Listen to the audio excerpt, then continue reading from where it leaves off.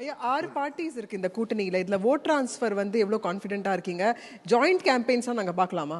நிச்சயமா இப்படிதான் ஆரம்பிக்கிறோம். பாரத பிரதமர்கள் வந்தார்கள், மதுராந்தகத்துக்கு வந்தாங்க. அப்பொழுதே எங்கள் கூட்டணியில் அங்கம் வைக்கின்ற கட்சிகள்லாம் மேடையிலே தோன்றி காட்சியளித்தார்கள்.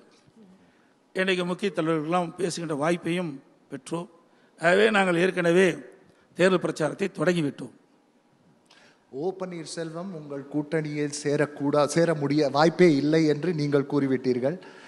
அவரிடம் ஏதாவது பேச்சுவார்த்தை நடந்ததா? வேற ஏதும் பேச்சுவார்த்தை இருக்கிறதா? ஒன்று. இரண்டாவது கேள்வி, டிடிவி தினகரனின் விசுவாசிகள் எடப்பாடி பழனிசாமிக்கு வாக்களிப்பார்களா? இது சரியான கேள்வி இல்லை என்று நான் கருதுகிறேன். ஒரு கூட்டணி அமைக்கப்பட்டு விட்டால் கூட்டணி தர்மத்தின் அடிப்படையில் தான் அனைத்து கட்சியும் செயல்படும். தமிழகத்தை பொறுத்த வரைக்கும் அது வரைக்கும் மனமாச்சரியம் இருக்கும், கருத்து வேறுபாடு இருக்கலாம். கூட்டணி அமைக்கப்பட்டு விட்டால் அதையெல்லாம் மறந்து தேர்தலிலே யார் வேட்பாளர் என்று பார்க்க மாட்டோம். கூட்டணியில் யார் நின்றாலும் அவர்களை வெற்றி பெறுவதுதான் கூட்டணி தர்மம். அதைத்தான் அதிமுக இதுவரை கடைபிடித்திருக்கிறது. அதே போல தமிழகத்திலும் பல கட்சிகளும் அப்படித்தான் கடைபிடித்து வருகின்றது. அதில் எந்தவித குழப்பமும் தேவையில்லை. இன்னொன்று சொன்னீர்கள், ஒரு நபரை பற்றி சொன்னீர்கள்.